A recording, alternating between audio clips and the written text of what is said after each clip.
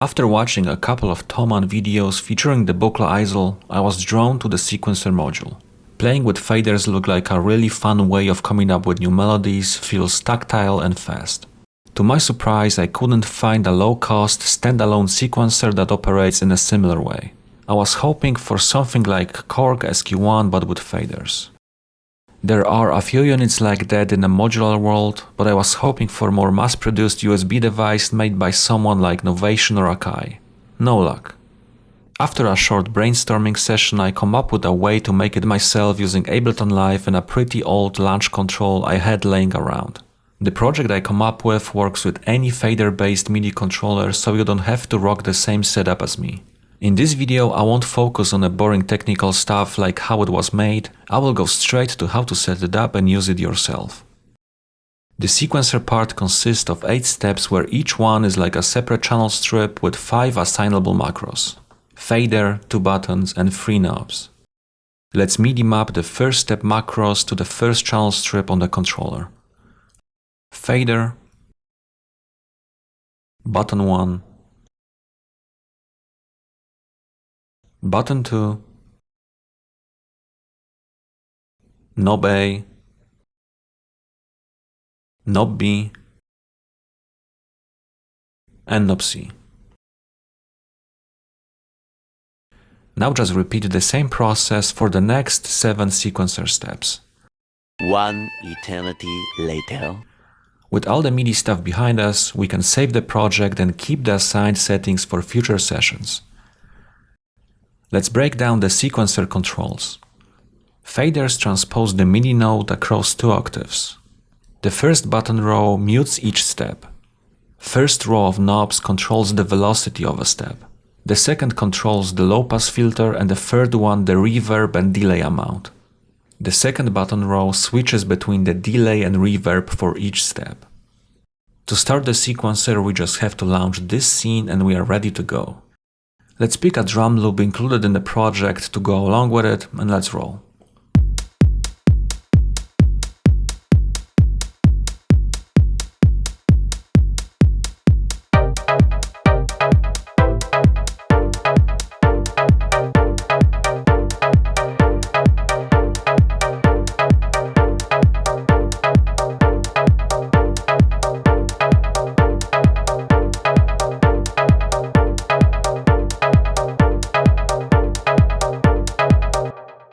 To save the sequence, we can print the audio using the recorder channel. The recorder grabs only the synth sequence without any of the drum parts. What's really fun about this whole workflow is how fast it is. Let's try to make a few more in quick succession.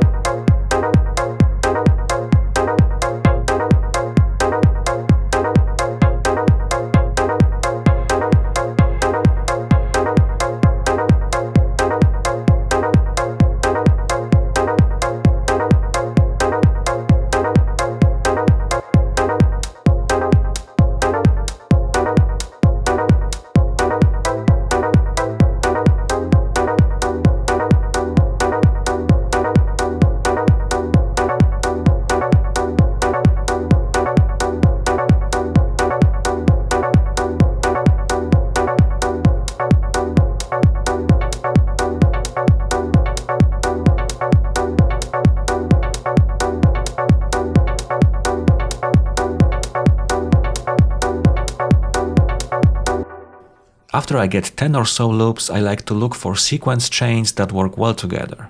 By combining multiple sequences, we can go from 8 to 16 steps, which is a sweet spot for old-school techno grooves.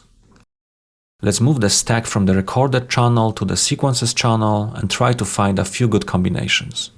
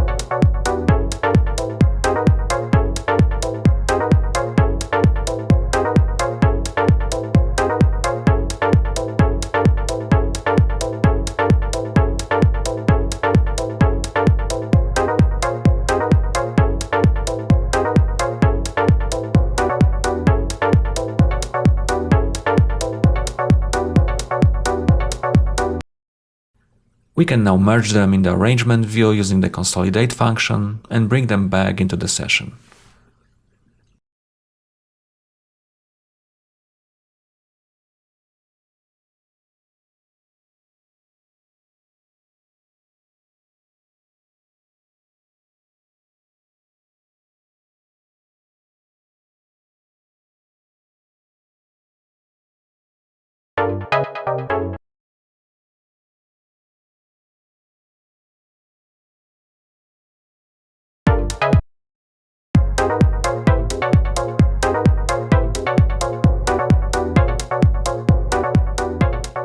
And just like that, we have something that can be used in a future track, live set or a jam session.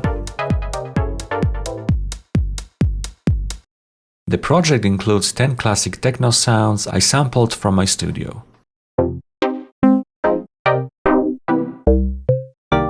To select the sound for the sequencer, we need to manually place it in all 8 steps. Hold, move and drop it into the simpler, and then repeat the process 7 more times.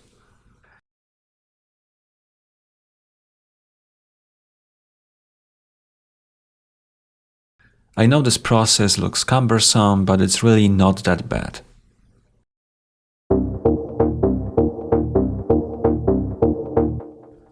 The project is available on my website and is free to download and use even for creating fully commercial tracks. Thanks for watching, and I hope you will check it out and make cool stuff with it. I have more projects to share in the near future, so consider sticking around and subscribing to the channel.